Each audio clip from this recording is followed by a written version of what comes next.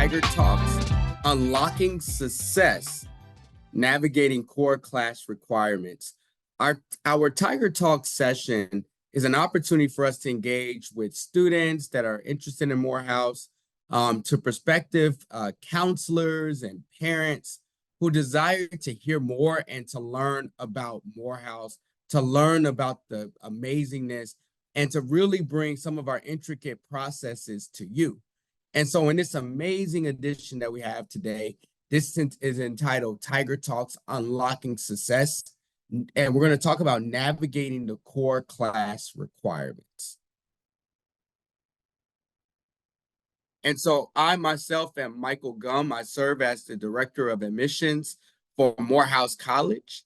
I'm class of 2010 from the university. And just a really cool fact, I have a twin brother that graduated with me and an older brother who's class of 04.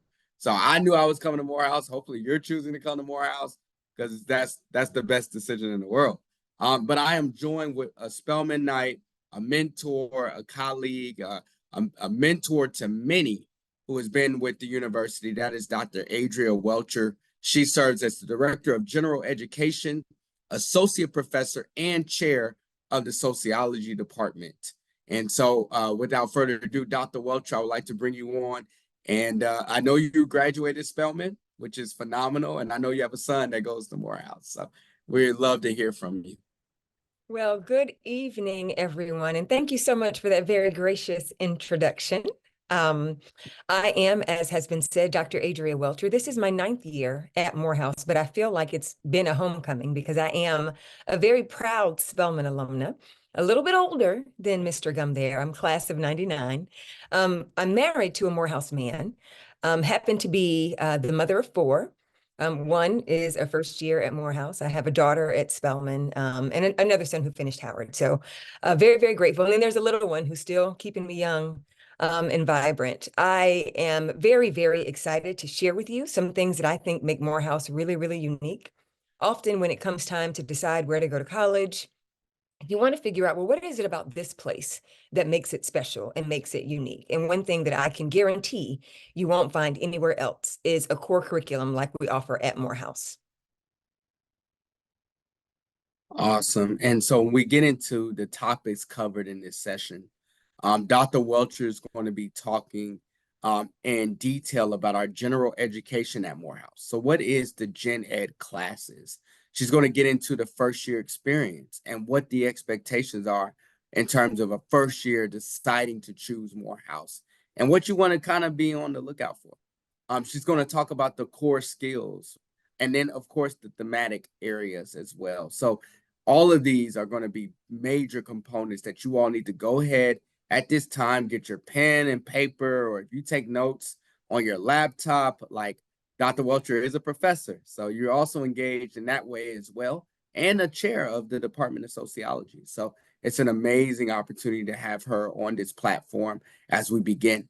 I'm quickly going to go over just some amazing history of the college, just to kind of tell you a little bit more about Morehouse. So we've been, for over 150 years, having a mission and a purpose to develop men with disciplined minds who will lead lives of leadership and service. A focus to really define what does it mean to be a man and how do you graduate to become a Morehouse man? And redefining the world and understanding that we have these 2 routes at Morehouse. On one end is for you to develop who you are as an individual. On the other end is for you to then identify where do you plan to be once you graduate in 4 years. Somewhere in the middle of that is all these intricate pieces that we're talking about. And so core classes is a major one. And most importantly, graduating 400 plus African-American men each year. So when we talk about an institution, Morehouse is one of a kind. So Dr. Welcher, I will turn it over to you to get into our first course class session. My pleasure. And one thing I neglected to do was to give you all my sort of academic bio. As Mr. Gum reflected on me being a professor, I decided I should share that with you all. So after I left Spelman, I had the good fortune of attending the University of Michigan current National Football Championships, Go Blue. I earned a master's in higher education there, and then I went to Stanford University, where I earned a master's in sociology, and I finished my graduate education at Emory, where I earned my doctorate in sociology. So there are moments when I fully drift into my academic role. So I will ask that you bear with me and enjoy the ride, because this is what your young men will experience over and over from my colleagues and myself at Morehouse. So let's take a little bit of time now to discuss what is general education at Morehouse. So the mission of the general education program here is to ground students in both African and African diasporic heritage, while empowering students to integrate knowledge and skills from their academic and co-curricular experiences. So what matters here is that our mission aligns with the college's mission, right? And Mr. Gum just shared that we endeavor to develop men who will lead disciplined lives of leadership and service. So all of that is baked into what we do in our gen ed. And importantly, we ground it in our Africanness and our African diasporicness, right? And so what that means when we say the diaspora, we're referring to the sort of African influence that is throughout the world. So there is no place on the globe that has not been touched by the presence of Africa. So in all that we do, we're reminding our young men of the significance of who they are, of literally what flows through their veins. We also encourage students to become active participants in their own learning. What that means is we're not here to babysit our young men. We're here to engage them and encourage them to ask questions, to explore areas of interest. And this is what we know will prepare them to be leaders in society. Our program is distinctive in one, we use deliberate text, examples, perspectives, and principles that are by and from Black people from across time and from Africa and the African diaspora. So I want to be clear again, when I talk about the diaspora, I'm referencing the idea that there is no culture, there is no theory, there is nothing that does not have vestiges of Africa in it. What we do at Morehouse is reflect and share with our young men where those things come from, right? I can give a quick example. In one of my courses, we talked about sort of the African-American influence immediately during Reconstruction, right? And some of those data, the landowners, the number of senators, the Black folks that were running for governmental positions and legislative positions, you don't hear that story. You don't find that narrative. Well, we take the time at Morehouse to ensure that in our core classes, our young men are exposed to this so that they understand, one, who they are, but two, what our expectation is of them as they move forward. We also want you to explore the themes of social justice, equity, and protest, because our posture is it's not enough to understand history.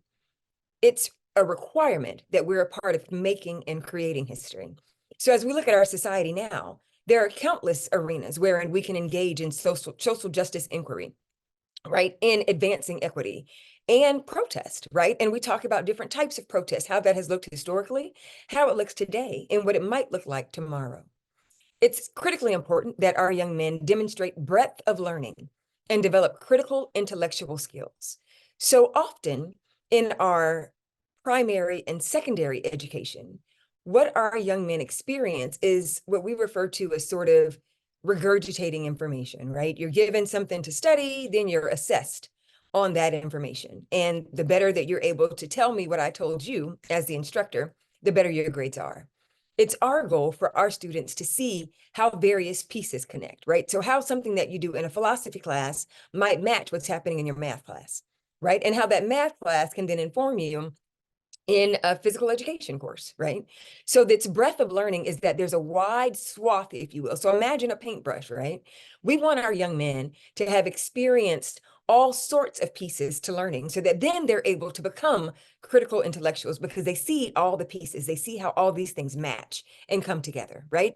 And then lastly, and quite importantly, we see general education not just as something that you do at Morehouse, right? But as a starting point for the lifelong work. So it does develop out of your general education curriculum, pursuing your majors, graduating from Morehouse, and then go out into the world. So the way that we teach is one that comes from, we expect these principles and concepts to stick with you for the rest of your life to have influence for the rest of your life, and to be a part of why the name Morehouse College means so much, right? We have countless quotes, one of the most popular being, "You can always tell a Morehouse man, but you can't tell him much." We just want to be sure that what he's saying is substantive, and our general education curriculum helps to ensure that.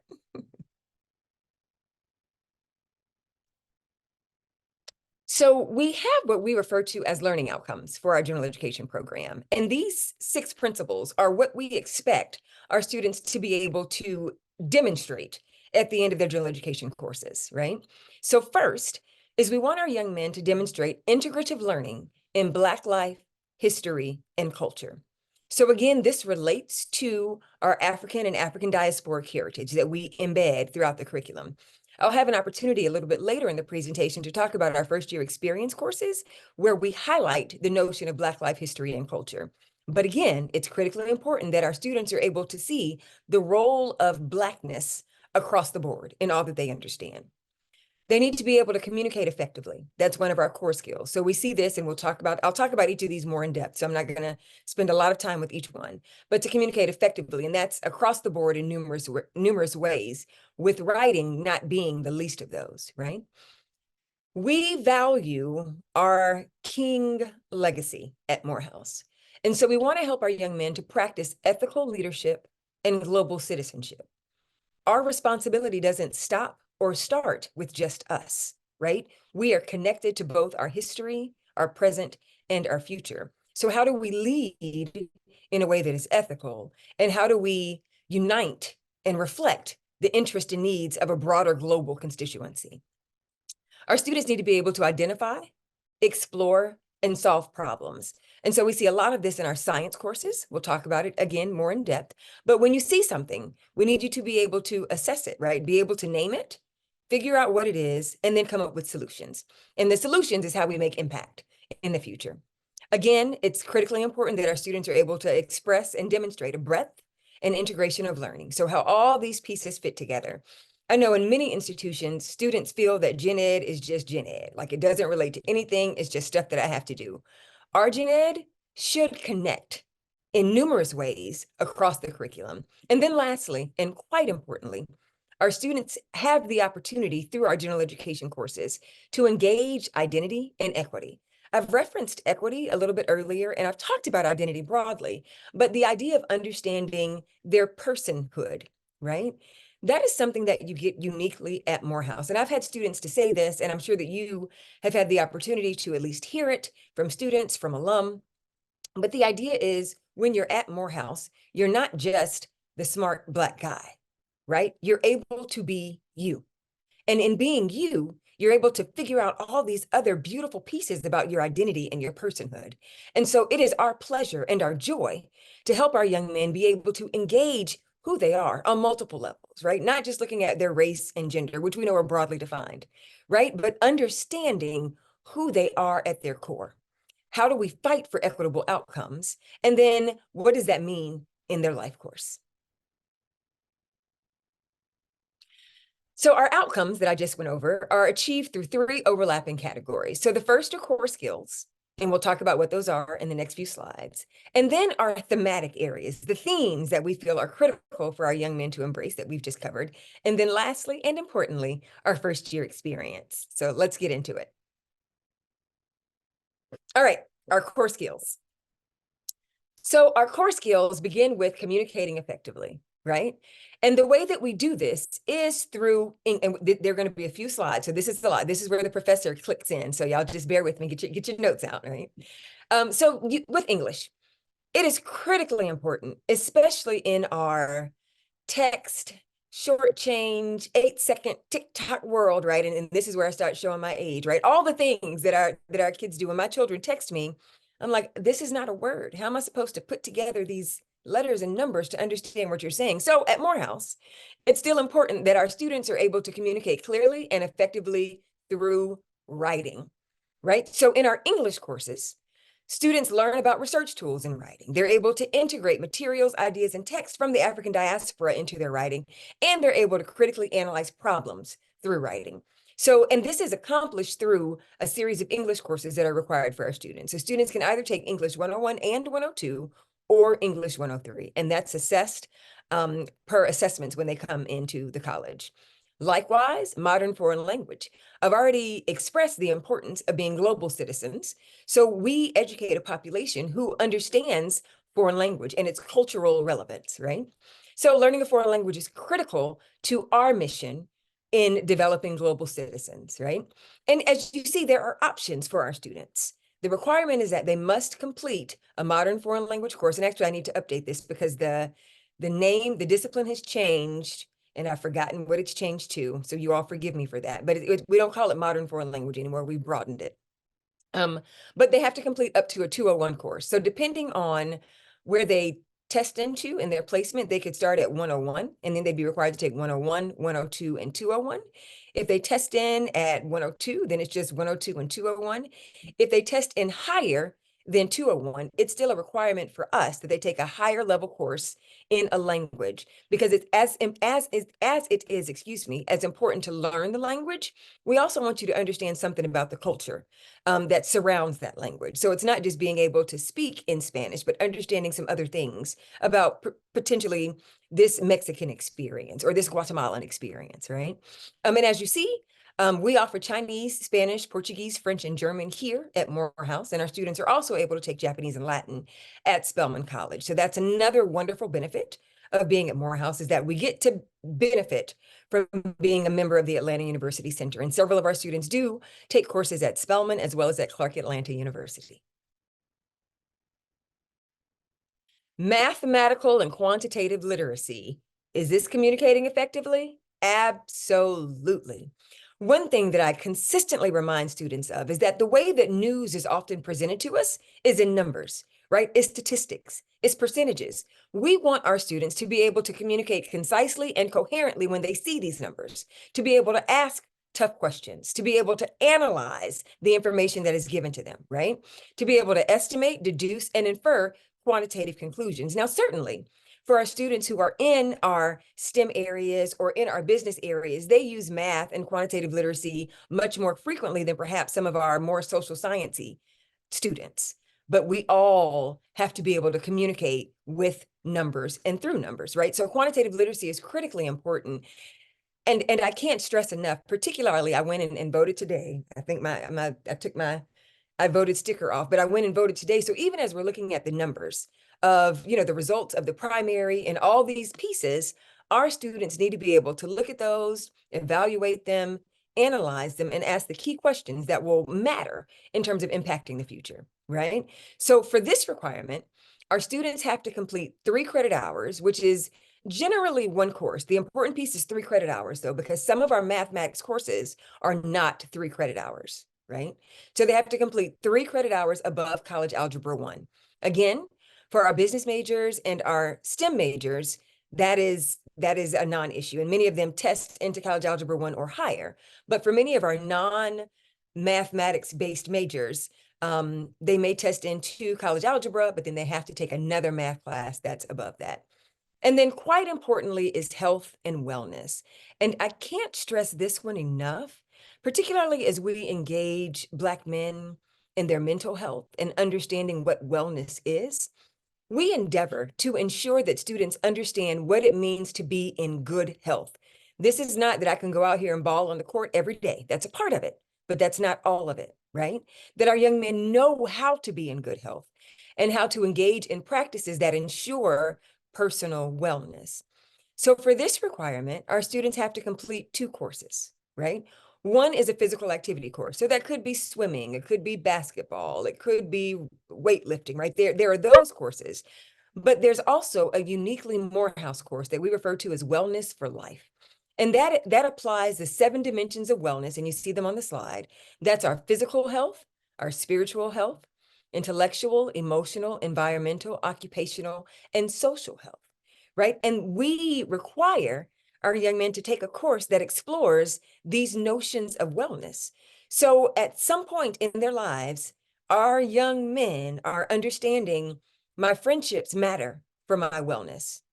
My health on my job matters for my wellness, right? My emotional status matters, my environment. So it's not just, working out and lifting weights, or even not just what I eat and ingest. It's not just what I put in, but it's sort of all of these pieces of wellness. And I'm very proud that we've required this of our young men, because as we look at the statistics of Black men and their health, there are some areas for improvement. And at Morehouse, we're getting in front of that.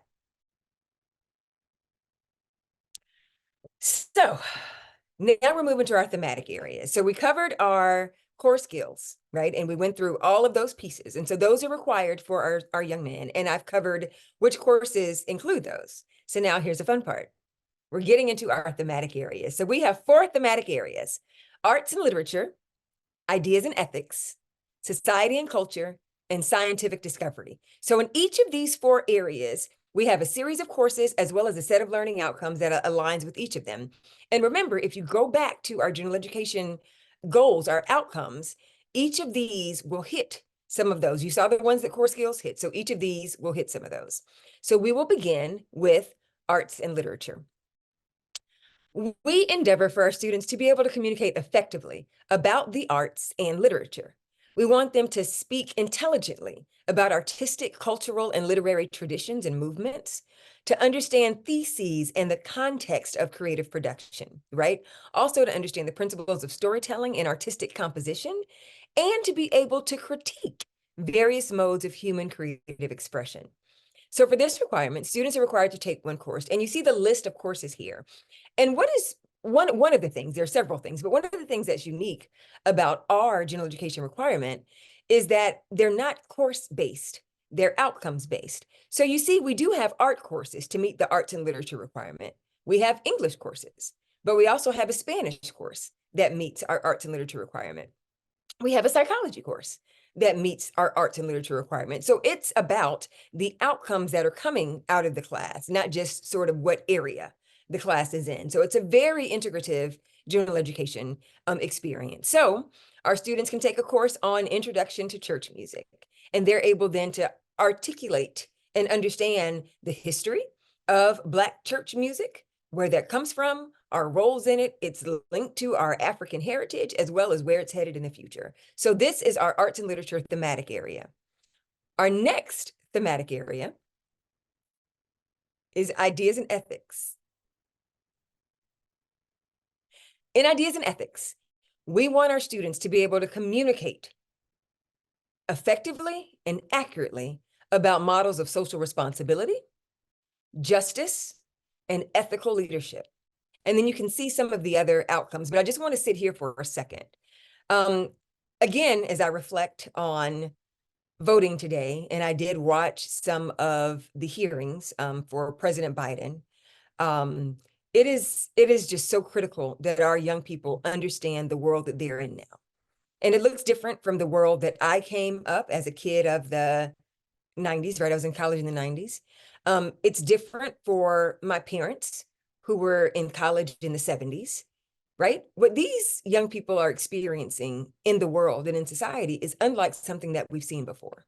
So we want them to be able to engage these perennial questions, including the meaning and purpose of life, the limits of knowledge, the nature of existence, the human condition, and human mortality, right? They need to be able to engage these using philosophical, religious, and or ethical reasoning, right? This notion of ethical leadership and ethical reasoning is critically important as we prepare our Morehouse men to go out and be change agents. And that is a critical part of what we're endeavoring to do. We don't just educate for the sake of education. As I referenced earlier, what we give our young men is intended to change, and I'm about to, this sounds like Spelman, right? To change the world, but it is. And we have, right? Our roster is long of Morehouse men who have been influential in this area in particular. So our students are required to take 2 courses. And as you see, they are not limited to discipline. So we've got political science courses, leadership studies, philosophy, religion, as well as an English course, right? That all speak to social responsibility, justice, and ethical leadership. Our third thematic area, and I must acknowledge my personal bias, is society and culture. So we also want our young men to be able to communicate effectively about the social world, to understand how people's social relationships and politics interact in a global context, to analyze social problems using social science theories and methodologies, and to be able to interpret social inequity, as it relates to race, gender, class, sexuality, nationally, and or other forms of difference. So just that bullet alone, there is no way that we can encompass all of the forms of difference that are there. But when our young men are encountered with a difference, we want to say confidently that we have equipped them with the tools that allow them to be able to interpret this in a positive, healthy way that betters society. So for our society and culture requirement, our young men are required to take 2 courses. And you see the list is long, right? So we have Africana Studies. We even have a business administration course where they're exploring Black entrepreneurship history in the United States. You all, I don't know that that course exists anywhere else except for at Morehouse College. But how critical is it, especially in a city like Atlanta, for our students to be able to engage the role of Black entrepreneurship, right? We also have our economics courses, our history courses, political science, psychology, my personal favorite, sociology, and urban studies. So all of these courses engage the social world, and they prepare and equip our young men to be able to go out and engage a world that is constantly changing, but one that we will be the leaders and the change agents moving forward. And our last thematic area is scientific discovery. This is pretty discipline based, right? These are our traditional science courses, our biologies, our chemistries, and our physical science, right? We want our students to be able to communicate findings in writing, visually and orally, to be able to recall key information about the natural world, analyze data and draw conclusions from raw data, apply scientific concepts to real world problems, and perform the experimental scientific process by designing and conducting experiments. So each of these courses allows that sort of work. You see some of these courses have a parentheses FYE behind it, and I should have said that earlier because they're on all the slides. Those are first year experience courses that I'll talk about here in a second. But let me just pause and indicate it is so special to be able to take a men's health course at Morehouse College, where our students, one of our faculty members has aligned his course with using the Oculus glasses, right? I want to call it AI, but that's not the name. Y'all have to help me, right? But you put the Oculus glasses on, and they're in a barbershop, which where do Black men convene frequently and talk about health and other issues? In the barbershop. So at Morehouse College, our young men put on the Oculus headsets and they are transformed, here we go, into the metaverse, right? And in the metaverse, they're able to engage these topics, men's health, right? Likewise, we have an introduction to science policy course where young men are able to understand how science policy is developed, what it is, and why it matters to us, right? We also have a chemistry version of that men's health course. So the goal of our scientific discovery courses is for our young men to be able to see and understand why science matters, how we can make sense of it, and to be able to analyze, draw these conclusions, and apply these concepts to real world problems. 2 courses are required, and they have to be in 2 different disciplines. So you can take biology and chemistry and physical science and biology, but they can't all be in one discipline. So those are our thematic areas. Now this part, it almost brings tears to my eyes. Our first year experience at Morehouse College is absolutely unmatched. So let's get into it. The first year experience at Morehouse, are there no other slides for the first year experience? Okay, here we go. The first year experience at Morehouse is super special in that it includes service learning and a focus on Black life history and culture. So if you recall, at the beginning of this presentation, I shared that I was going to get into Black life history and culture. So as you see, all the courses that are listed on the screens, and they're listed in the thematic areas. So when I highlighted thematic areas, and I said, oh, I neglected to tell you all that these FYE courses are in the thematic areas. So each of these courses are in a thematic area. So it's not an additional course. It's something that our young men will have to take anyway. But look at Political Science 101, debt and democracy. How do those 2 pieces go together, right? But our political science faculty have developed a course that emphasize the role of debt and democracy as it relates to Black life history and culture. And then each of these courses includes a service learning component. Now, what does that mean?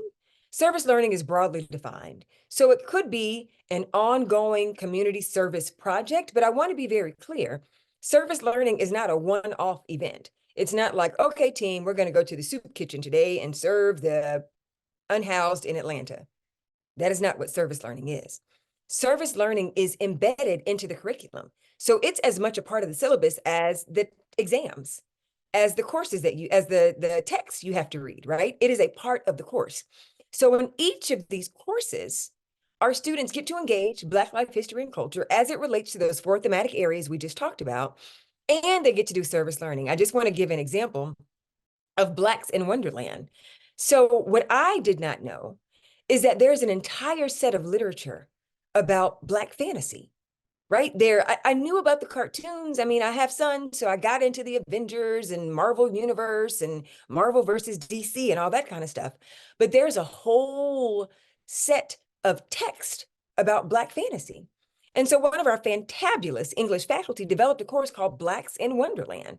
And the service learning for this course was that the students would help to plan one of the conferences that's, where they, y'all have to help me with the name of it, but they come and the folks will dress in costumes and do all the things. So our students helped to coordinate that conference. That was their service learning for this course. So it went along with the text that they were reading. They were able to identify how people, like one of the Comic Cons or something along those lines. And Dr. Clark will probably just look at me and shake her head because I'm getting all the terminology wrong, right? But they were able to put together one of those Dragon Con. Thank you, Shamaria.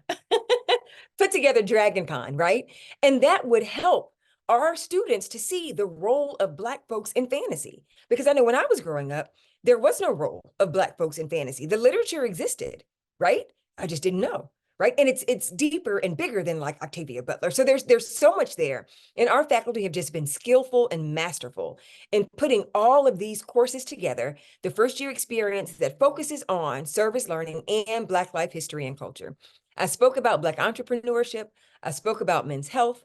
I've given you a taste into Blacks in Wonderland, and I've given you Dead in Democracy. And I'm not going to tell you anything else because I want your young men to be able to come and experience these courses for themselves. And they are required to take 2 of these courses. Now, another very unique attribute that we have at Morehouse about our first year experience is that, of course, we have our freshman orientation. And this is overseen by our director of first year and senior experiences. And it is phenomenal. Our young men get together every Tuesday and they learn all the things, right? So they learn all the things about Morehouse, all the things about college, all the things about different majors. They're exposed to so many different pieces of what matters. And we're consistently looking at how to expand and improve that, right? So we're considering places to add to that curriculum so that we're making sure that our young men are getting all of the life skills that they need, that they may not get through a course if they decide to take a biology course instead of a physical science course, and there may be some pieces that we can highlight in freshman orientation. And then the crown jewel, no pun intended, of Morehouse is Crown Forum. And Crown Forum is a special time where the entire campus community comes together on Thursday mornings, and we crowd into King Chapel, and we hear thinkers of today. And so we have political activists that come in, we have scholars that come in, we have businessmen around the country, around the world. We have all sorts of people come and engage us for an hour on Thursdays to talk about life, how they got to their role, how their role matters, to give our young men a charge. And because our faculty and staff are there, it becomes a moment in campus culture. This is unique to Morehouse. So for Crown Forum, students are required to take 6 semesters, right? So what that means is they should do Crown Forum their fall and spring semester, their freshman, sophomore, and junior year. Each of those semesters, it's half a credit. So once they complete the 6 semesters of Crown Forum, with each semester being a half credit, they total 3 credits, which is currently our classes, right? So Crown Forum becomes 1 class towards their graduation. And I'm happy to answer questions about that if that's confusing, right?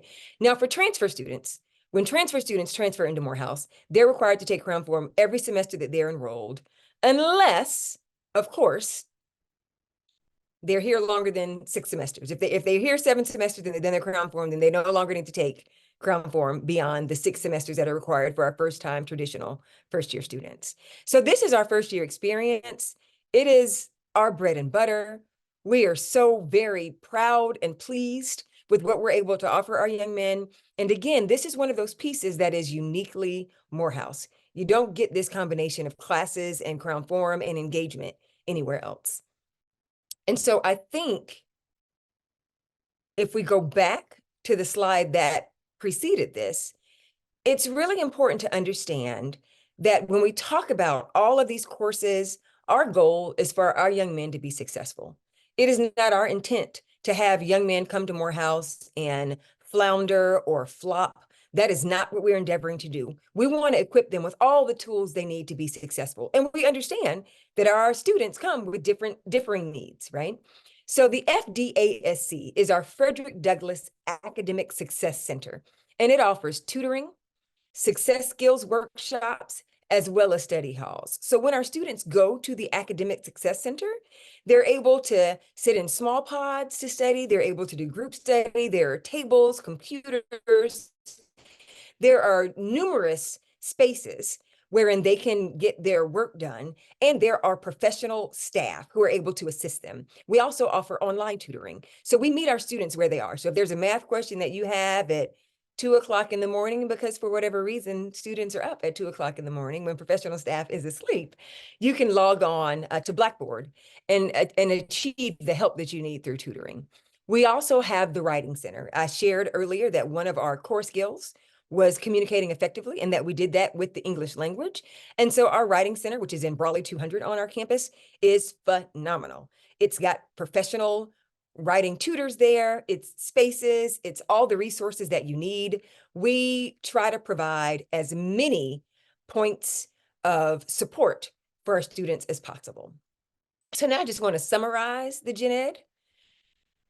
And what this means is, of course, to graduate from Morehouse, we need 120 credit hours. And so the general education requirement is just a small part of that. And so on the low end, and the low end is depending on where students test when they take their placement test when they arrive, you can do your entire general education requirement in 32 credit hours, right? On the higher end, if the student, say, has to take all 3 semesters of their language, then you may need 49 credits. That still gives you plenty of time to complete your major, and in many cases, a minor or 2, to achieve your 120. So this is the general education credit hour tally. So again, we have our English, language, math, health and wellness core skills, our arts and literature, ideas and ethics, society and culture, and scientific discovery are 4 thematic areas. There's an additional 3 credit hours for Crown Form, and this is just the beginning. So it is our hope that our young men's appetites are whetted for their majors as they delve into their majors after they work through the general education experience.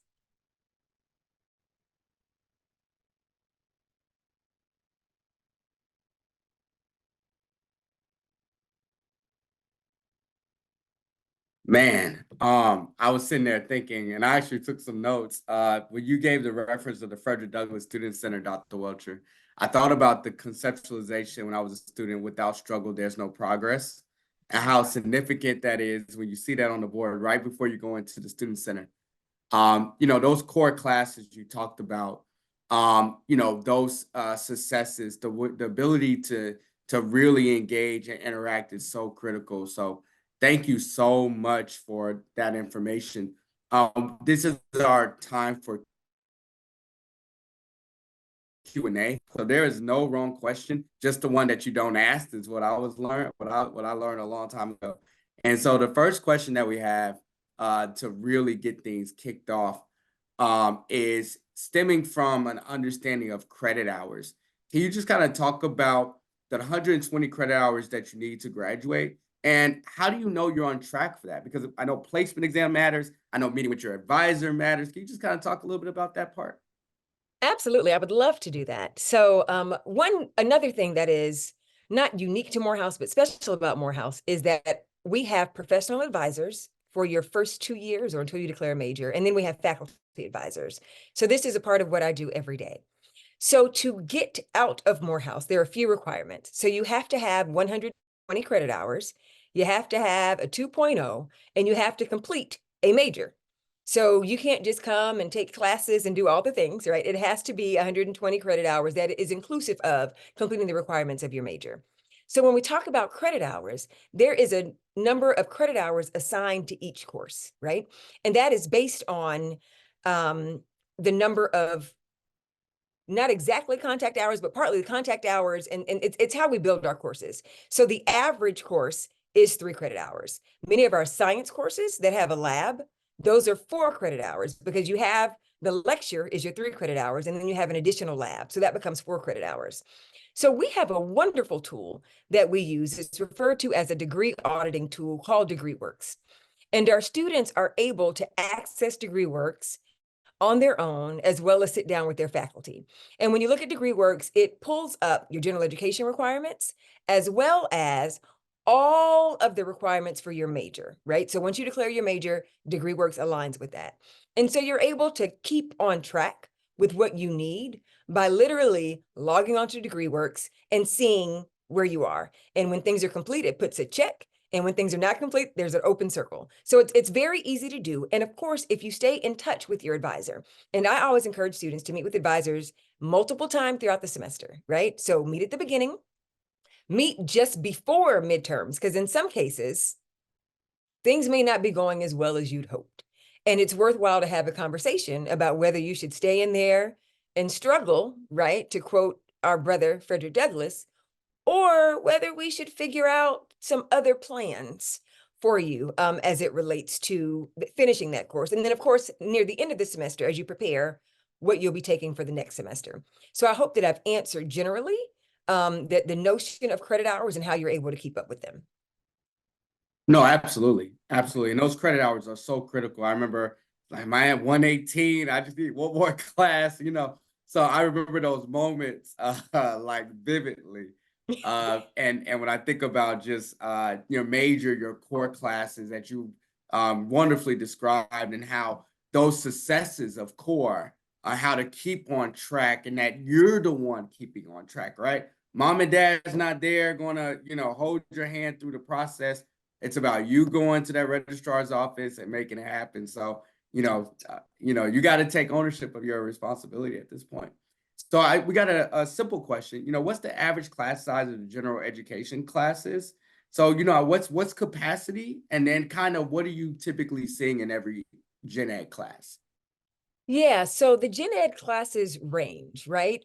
With our first year experience courses, we've limited that to no more than 20 students, because those are really, really special courses, right? And if you're looking broadly and you see like a 14-to-1 ratio or what have you, that also includes our major classes. So our gen ed classes are generally larger than that 14 ratio, but very rarely do they exceed 25 or 30, unless you have very generous professors who are like, sure, I'll overload. So our expectation is that classes will be no larger than 30, ideally smaller than that. Our first year experience courses, again, we limit to 20, because with the service learning, that's an additional requirement or expectation of those faculty members. So we want to be sure that they're able to give students all that they're able to give in those courses. But on average, I would say probably 25 for our gen ed courses.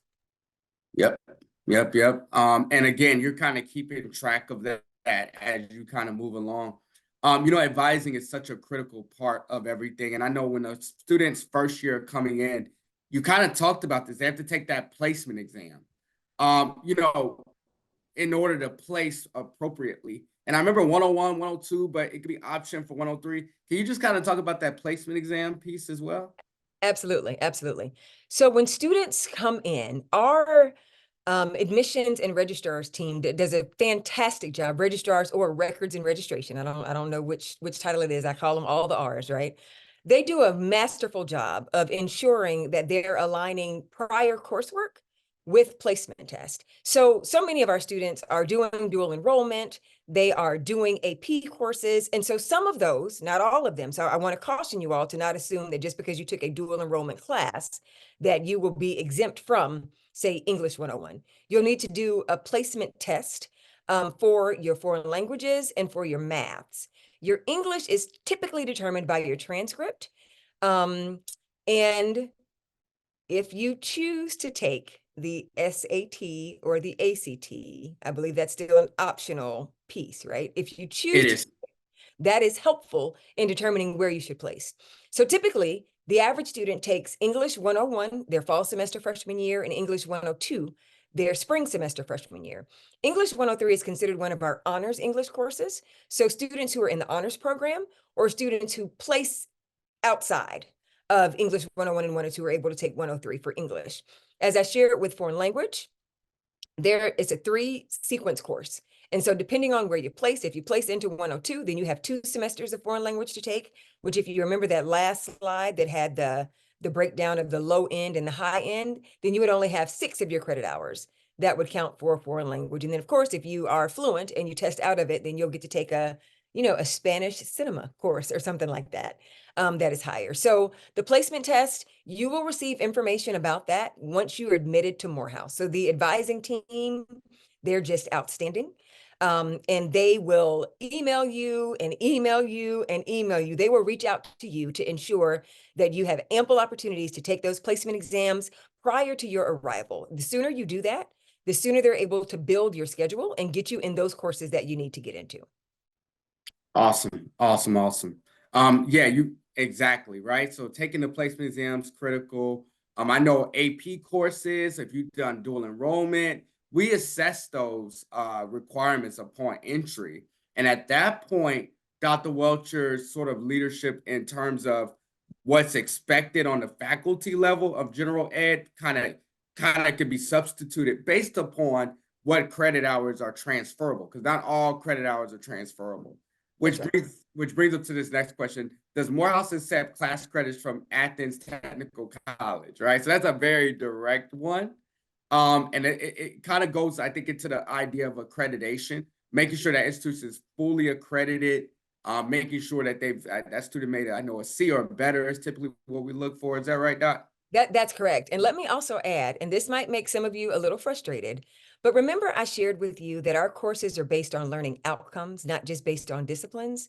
So simply because you've taken Sociology 101 at another institution, it doesn't mean that it's like our Sociology 101. So there are some classes that you've taken, but you haven't had the Morehouse way. So depending on the faculty who are currently teaching those courses, we have a transfer evaluation system that we use where we pull up the syllabi, we look at the learning outcomes from the other institutions, and we determine if it's really aligned with what we're offering. In some cases it is, in some cases it's not. I'm not familiar with Athens Technical College and all the disciplines, but it's possible. But I want to caution you to not assume that simply because you've taken that course, will it automatically transfer into Morehouse credit? Because ours are based on the learning outcomes. And if there's no Black Life History and Culture in certain courses, you're not going to get credit for it here at Morehouse. That learning outcome is critical. I'm happy you brought that up. We have a question. If I don't declare a major until I've completed general ed, will all general ed count toward all majors and meet the necessary criteria? That's a good question. That's an excellent question. And Yeah. I'm happy to say not necessarily, right? So if you decide, say, to be a math major, right, or a business major, and you don't declare it until you've completed your general education requirements, if you recall, I shared that you have to take one math class above college algebra. Well, for a sociology major, they can take finite math or statistics and they're done.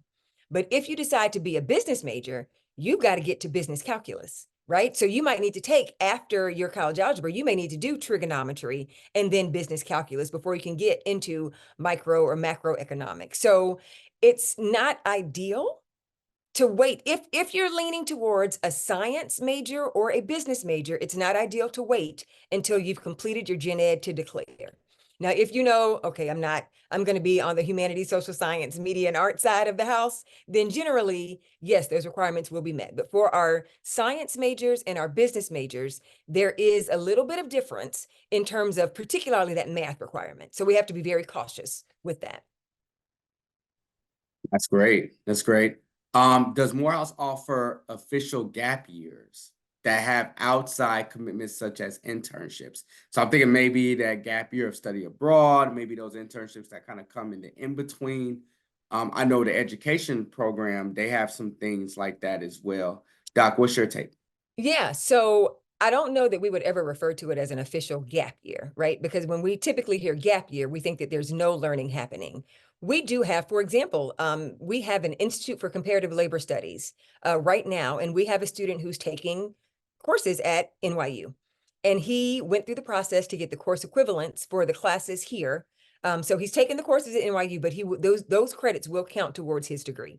Now, if you're just touring Europe, and it's not with an official program that is granting credits that we've approved, then no, we won't necessarily honor that as it relates to credits. But if it's a program with credits and we've gone through our process to ensure that course equivalency is granted, then yes. But that requires some planning and intentionality. So if you just want to take a gap year because you need a break, that's different than, hey, because I'm interested in labor studies, I want to go to NYU where they have this minor program that I could look into and potentially go for graduate school, then we can speak with the faculty in that program to see if we can do some course equivalencies. But I caution to say that we offer an official gap year program. Yeah, no, that's good. That's good. And we talk about like sort of like you talk about the space, right? In time. Dual degree engineering is one of those. And so we have a question. How do those courses, when they do the dual degree engineering program, sort of load differently, as they kind of commit to those 5 years or 6 years, depending on their level of study? Right. So what's fabulous about our dual degree program is that students actually get 2 degrees. So they get a Morehouse degree and a degree from their second institution. So whether that's Georgia Tech or NCAT or University of Michigan, Go Blue, I'm going to say that every time. It's been so long since we've had a national champion that every time I say Michigan, I just have to throw that out there. So forgive me. So what happens is the students at Morehouse earn a general science degree. So there are courses that they need to take for the general science degree. And then there are the courses they need to take for the engineering degree. So there is no load per se. There are courses that are required, just like there are for any other majors, because they are completing a major here at Morehouse. And there may be some overlap. So some of the courses that they need to take for their engineering degree may have been met at Morehouse. Some of the courses that they need, and vice versa, right? So I would say the same thing, but vice versa. So there is a set of courses that are required for the dual degree that earn them the general science degree. And they could also earn a degree in chemistry or a degree in what have you, but generally it's general science. And then they earn the engineering degree from the other institution. Got it. Got it. And those opportunities, I know there's a list of like 13 plus schools where you have that opportunity, which is really, really awesome. So for those who are interested, just know MIT is on the list, Rensselaer Polytechnical Institute is on the list, RPI. Columbia. Yeah, Columbia is on the list. So I mean, there's some really good opportunities with that 5-year program. We got a question about, which gets us to transfer. Is there a transfer guide that shows us which schools or classes transfer to Morehouse credit? And I know I'm thinking about that transfer equivalency tool, right? Is that where you're Yeah. going? Yeah. I don't know that students have access to that, but when you meet with your advisor or someone from the registrar's office, records and registration, they should be able to pull the tool up. And the way that works is, so I, as a department chair, and I've got some inbox right now, I'll get a request, right? And it's like, hey, student who's taken this course, is it an equivalent? So then I go into the system, I pull up the sort of prereqs for that course, the learning outcome requirements for that course. I try to get syllabi for the course. I go to the website for the colleges often to see what's in the course, and then I approve it. Now, once I approve it, records and registration doesn't have to come back to me because now it's in the system. So when they enter that course into our transcript system, it automatically populates with the equivalents for Morehouse. But if it's a new course, there's a process to go through. So I'm not sure that students have access to that system, but certainly your faculty advisors, your professional advisors, and your records and registration team do. Very good. And that's very, very important. There's this kind of question of this sort of, you talked about this, the ability to cross-register, take classes at Clark Atlanta University or take classes at your alma mater, Spelman College, right? What is the poli-sci program, and when do we have classes with Spelman or Clark? So when can a student actually partake in taking classes, you know? So our political science program is completely housed at Morehouse. So if you decided not to take classes at Spelman or CAU for your major, you don't have to, but you can. And let me say, first year students, we do not allow you to cross register. We want you to stay focused, right, at Morehouse. Get to know Morehouse, get to know what we do, what we're all about, and then you can explore. So I know for me, I was actually a theater major in undergrad. I started off as math. I've got a story. We can talk about it later. But I finished with a theater degree. And so all of the Morehouse men came to Spelman because there is not a theater program at Morehouse. Our theater program is at Spelman. And that's also the case with some of our education programs, with our curatorial studies program. So there are a few programs that are housed at other institutions. And so in that instance, you'll have to go and cross-register to take the courses. But I encourage everybody to cross-register. I took a dance class at Clark. I took a philosophy class at Morehouse, just because, again, this is something that is unique to this space, right? And you get to engage. And I always feel that courses are richer when you're able to have a completely different perspective in the classroom. So for political science, our political science is a very robust program. It's an outstanding program. I'm very, very impressed with my political science colleagues and our students, our graduates, and they don't all go to law school, right? We have a plethora of things that our political science graduates do. But you can take political science classes at at Spelman, excuse me, and at Clark Atlanta, but you're not required to complete the major. I hope that's clear. That is, no, that's very clear. It's very clear, and that's really, really good. I think this declaring of a major kind of question is definitely a one that really kind of stands out. But we also look at like credits and credit hours, and so there's a question about, is there a restriction on how many credits you can earn from cross registration? So, if you were to take classes over at Clark Atlanta University, if those classes have it where, your divisional dean or what have you might be saying, you know what, I'm allowing you to take a class over here, but it's going to only work for this particular class, not for the one that's actually you might be wanting or desiring for. So can you just kind of get into that part a little bit? Are there Yeah. restrictions? Yeah, so all of that is a part of it, right? And so what's important to understand is that once you enroll at Morehouse, it's our expectation that the majority of your classes will be taken at Morehouse. Now, for the majors that I referenced earlier, where you can't major in it at Morehouse, but you can earn a degree at Morehouse, our theater courses, our curatorial studies, our some types of education studies, because thankfully Dr. Nina Gilbert has brought education back to Morehouse. So we do have education studies back at Morehouse. It was gone for quite some time. So there are some courses or some majors rather, that you are required to take at Spelman. If you're interested in fashion, right? Take those courses at Clark. It's very difficult to get into them though, because it's a very, very popular course. So if you're in one of those majors, then you get priority cross registration. It's a different conversation. But for all of our other students who are in majors that we offer at Morehouse, you're not here to earn a degree from Clark Atlanta or from Spelman. So take a few classes. And I don't know that there is a requirement, but because you need to complete the requirements for your major at Morehouse, you want to prioritize taking those. Like I said, I took a dance class and I think a philosophy and psychology class, right? So it was only 3 classes and they were my senior year. So I checked all my boxes in terms of what I needed to do to graduate. And then I took those courses. So I do encourage students to take those courses, but I don't think, unless your major is one of those special majors, that you should make that a priority in terms of, I'm coming to Morehouse, but I'm gonna take 17 classes at Spelman. Let's not do that. And also it's important to understand that the courses at Spelman are 4 credit hour courses. Their average courses are 4 credit hours. So depending on how you're paying for your courses over the course of a semester, and I know I'm stepping outside of my lane here, right? But you're considered a full-time student when you take between 12 and 18 credit hours.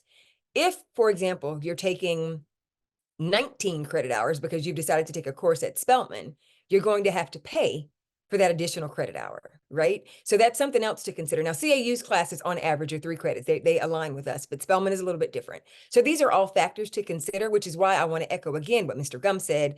Be sure to reach out to your advisor as you're thinking through these courses. Talk to them, ask those questions so that you're not putting yourself in a financial bind nor a graduation bind.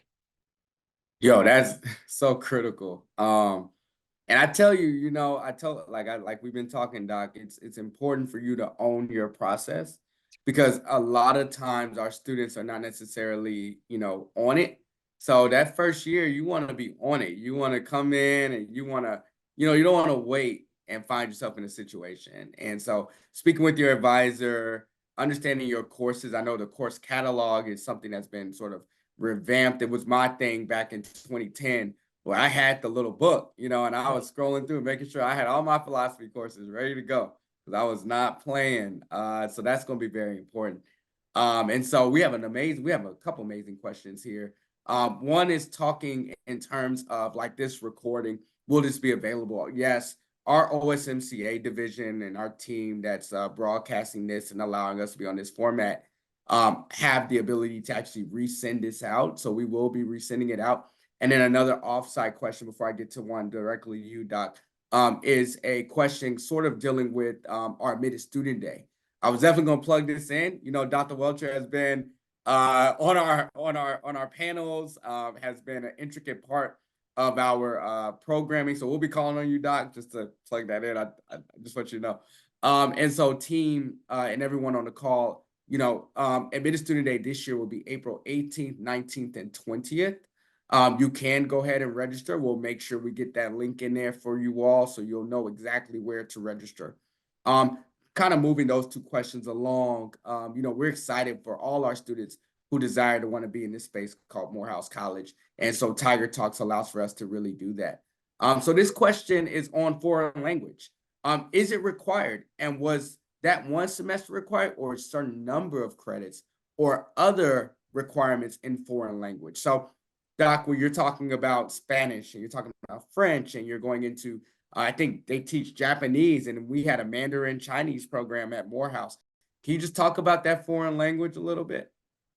Absolutely, absolutely. And I remembered the name. So the department name has been changed to Modern Languages and Culture. So I got it. It came to me. And so the requirement for our general education curriculum is you have to take a foreign language course up to the 201 level. So this is one of the ones that you will have to take a placement test when you come to Morehouse, right? And again, you can take it online over the summer so that you're able to get into your courses as early as possible. So if you need to start, if you test into 101, for example, I took French in high school. I was able, when I was in school, it was 4 semesters. So I was able to test into 202. I took 1 semester of French and it was great. But now I haven't used that French. I don't really remember it. So now I'm a Duolingo queen, right? Trying to learn Spanish. So if I were to take my Spanish placement test, it would probably place me into Spanish 101, right? Which means then I would need to take Spanish 101 in the same language, Spanish 102, and Spanish 201 to meet the general education requirement. My husband, on the other hand, was just about fluent in Spanish. So he could take it and test right into 201, right? So then he only has to take that semester and then he's met his requirement. So we don't have a number of credit hours for your modern language and culture class. We have a requirement of competency, right? And if you come in and test above 201, we still require you to take 1 semester of that foreign language. Now, that could be one of my majors. He went to Mexico on a study abroad and received his credit for that study abroad trip to Mexico because again, it's curricular based, right? So it's not a gap semester, right? Over the summer, he went to Mexico with one of our faculty members, and that gave him, now I think he's actually going to minor in Spanish because he's fluent, right? But so there are multiple ways to get that credit hour if you test above 201. But the key for that is you're required to take your modern language and culture class, and you saw the list that we offer, up through 201. So it doesn't mean that you have to take 3 semesters, but you have to take it through 201. And if you place above 201, you have to take 1 semester of one of the more cultural-based courses rather than the language-based courses. So I hope that answers that question. Yes, no. I think it went right into what those criteria are. So that's perfect. We have a question. What is the process to meet with your advisor? Where do you sign up or schedule to meet with them? Also, can you book well in advance all three of your meetings with your advisor? So someone knows some stuff here. Yes, How I soon see. can you register for your fall classes after completing the placement test?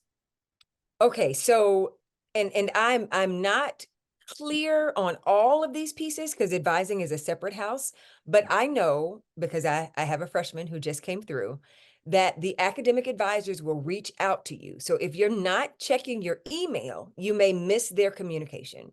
So once you've made that decision and commitment to come to Morehouse, log into your morehouse.edu account, add it to your phone, and select notifications so that when you get an email from morehouse.edu, you're looking at it.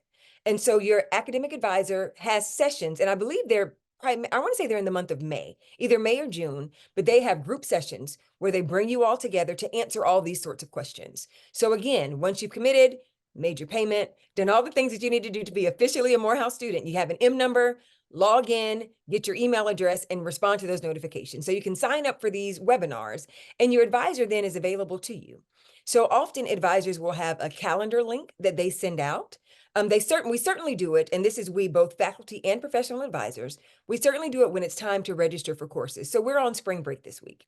When we come back next week, we're going to be reaching out to our students. And what I do in my department is I list all the faculty because you should know who your advisor is. And if you don't, log into that DegreeWorks tool that I referenced earlier that is on my portal, right? So once you get your Morehouse, your M number, which is what we call that Morehouse ID M001 or what have you, that's your M number.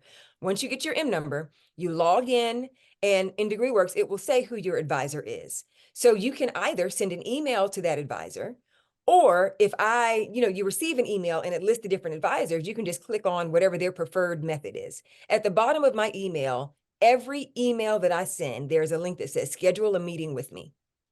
Every email at the top of every syllabus. On my Blackboard course, that link is there. So students can meet with me at any time throughout the course of the year, right? Over the summer, I had meetings today on spring break. Students can find me, right, by clicking on that link. So this part is related to what I presented in the presentation and what Mr. Gum referenced. This is where you have to take control of your educational process. So yes, advisors are available and they will reach out, but we can't make you come to us.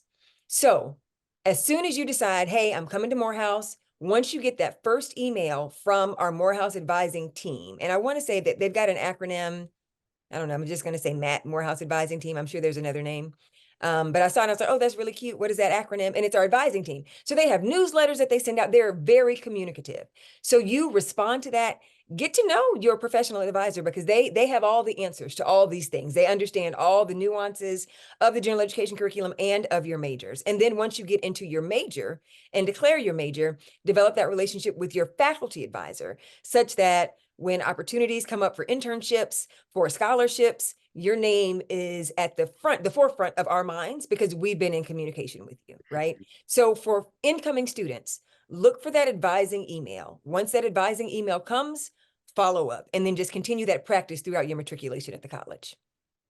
That's perfect, Doc. And one thing I'll add is that right after your credential email, that credentials gives you access into my portal, which then gives you access to all the applications that then you can reference. Just so that you're kind of thinking through, and some of you all probably haven't done it yet, or you are in your portal. It's that email address. It's your Morehouse email address. So find that Outlook, download it on your device. Make sure you get access there because you might have some emails in there where you're getting some communication. So don't wait, right? Don't look at everything as spam. Like, be ready. Please be ready. The question was, does Morehouse offer summer classes for freshmen prior to the fall semester? And Absolutely, we do. Do yes. you want to, you can pitch it. You can pitch it, Mr. Gum. Go ahead. Oh man. So Ilya Davis, Professor Davis, who is a jewel, also over and Dr. Welcher mentioned this, the first year experience. He's that dean, that individual who is a Morehouse alum. He would say proud class of 19 or whatever. 89. Yeah, 89, right? Yeah, I was thinking that was what it was. And he gives that sense of understanding that what does it mean to be in this area? What does it mean to be in this environment?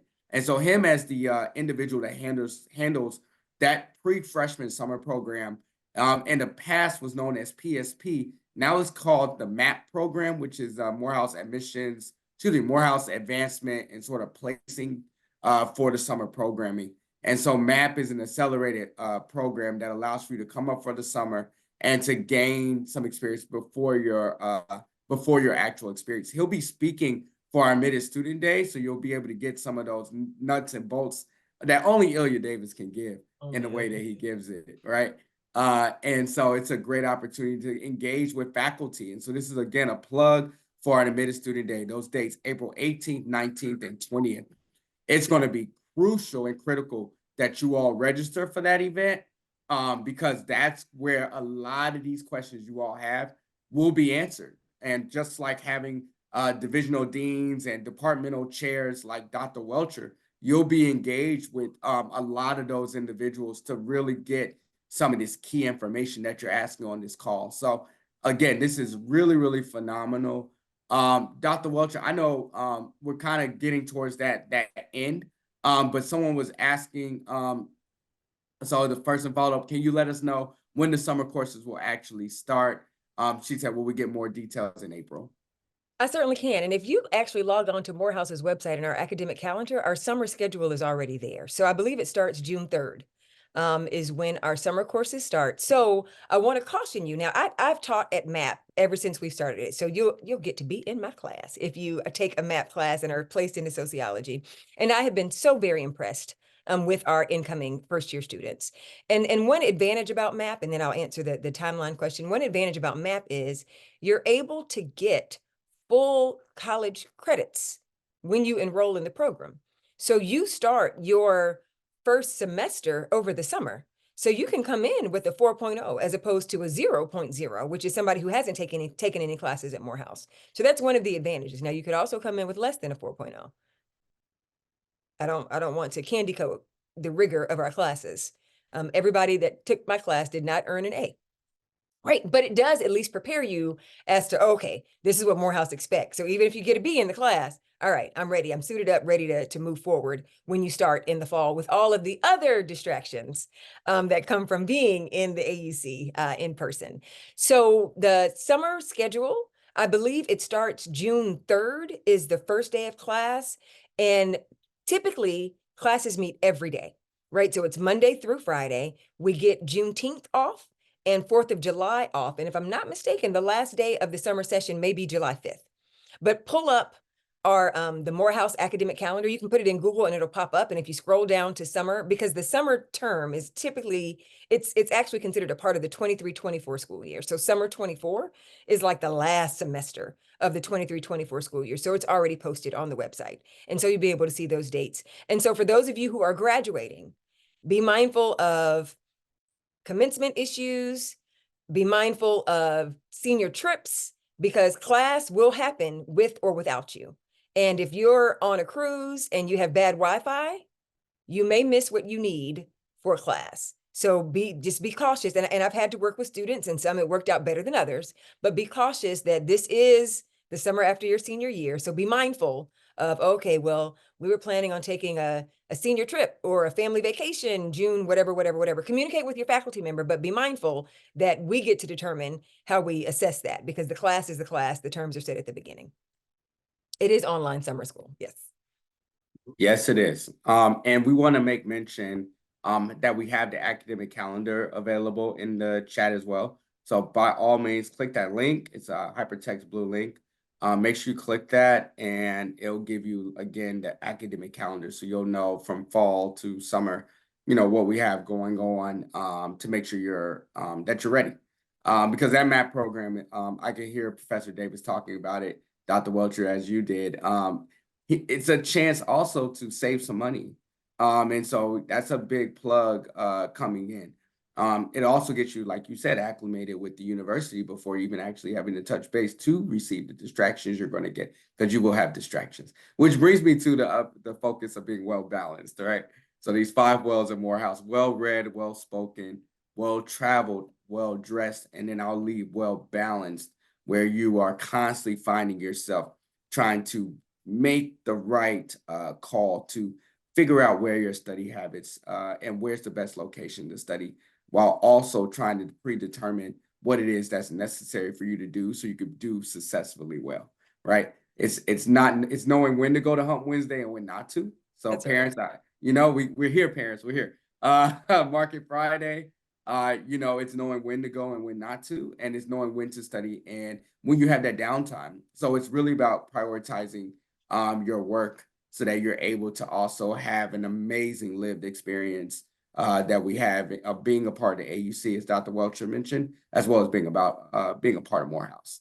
How many courses will you be required to take in the MAP program? Is it a max of like 3? It's a max of 3. And Max I of think 3. most students take 2, but it's a max of 3. And I'm Yeah. not positive about that, but Davis will be able to clarify all those details. Absolutely, absolutely. And again, it's really, really awesome. So, for our admitted student day, we'll be prepared to kind of answer those questions. Dr. Welch, I'm just going to plug this back in because you said it, and I'm happy you said it. Our deposits are so focused. It's so important that you make your commitment. You don't have to wait. If you know you want to be at Morehouse, don't wait to the last minute. I'll repeat, don't wait to the last minute. I'm gonna say a third time. Don't wait to the last minute to say, I want to be a Morehouse man. Make your $600 deposit through your portal of your Slate portal. That's the one that you logged in to actually see your decision. Make your payment, become a man in full. Go ahead and be a Morehouse man because May 1 is the deadline. And as we kind of, look at where we are in terms of everything that's taking place, we want to make sure that you are prepared and ready to come into Morehouse and that you have the opportunity to get all the information needed to be successful. So we just want to, make sure everyone's aware of that. And so, Doc, the questions have been storming in. It's been an amazing session. I don't know anybody who could be as detailed as you that can give it the way you gave it. So, kudos to you and to what you do for Morehouse College. Thank you for your 9, and I'll say 10, 11, 12, 15, 20 years plus of support you give to Morehouse and, of course, to your alma mater, Spelman College, representing so well, as I'll just plug the #1 HBCU, blah, blah, blah, blah, right, of Spelman College. So thank you so much for just being on the chat and being on this call. I want to give this opportunity to let everybody know, of course, already mentioned, our admitted student day is coming up. We look forward to you all having the opportunity to kick the dirt, see the players, engage with our different various departments, be recognized for your work ethic and what you've been able to do. I want you to know we have over 200 plus, and those are participants already registered. So don't wait.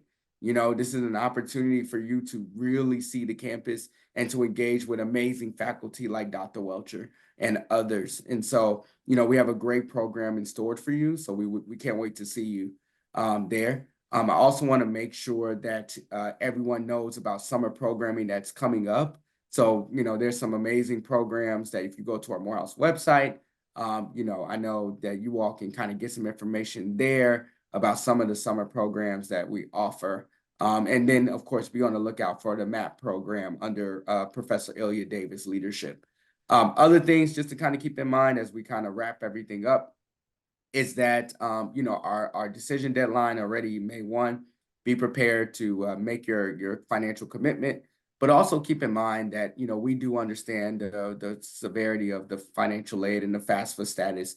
And as an institution, we're doing what we can to support our students. And we want you to feel that you have our support. So, feel free to reach out to us, contact us, communicate with us. Our financial aid team is doing an amazing job just engaging and building communication lines. And so as we get more details to a growing opportunity to learn what this new FAFSA is going to entail, we want to make sure that you know that we definitely care about where you are in your situation and what's happening. So I'll leave with that. And Dr. Welcher, if you have amazing closing remarks for our students, our parents, and those who have engaged with us tonight. Well, my goodness, you set a high bar to say amazing closing remarks. I will say that having the benefit of having been a part of Morehouse personally for nearly 30 years, but my husband's godfather was a Morehouse man as well. There is no place like Morehouse in the world, both figuratively and literally. And so if you have the opportunity to participate in this thing called Morehouse, I strongly encourage you to take full advantage because there's nowhere like it in the world. I'm honored to have been invited to speak with you tonight. Anytime I get to talk about the work that we're doing at Morehouse, I get super excited because I've seen what it can do. I believe in the brand. It's not just a myth. It's not just something that we see. It is a thing. So I'm hopeful that you'll strongly consider, come on to Admitted Students Day, see all that we have to offer in person, and just know that Morehouse is a sacred space, and we'd love to have you as a part of our Morehouse family. So thank you again for the opportunity. Absolutely. And I'll end with this, define yourself, redefine the world. There's so many opportunities to really definitively figure out who you are in this space. And I learned at Morehouse as a student, a couple moons ago, not too far along, Dr. Welcher, but just a couple years ago, that the tragedy lies not in reaching your goal. The tragedy lies in having no goals to reach for, not failure, but low aim and sin. So aim high, experience greatness, engage in these opportunities. And we look forward to our next Tiger Talk where we're going to get a chance to engage with you further. Thank you so much for having us and have a wonderful evening.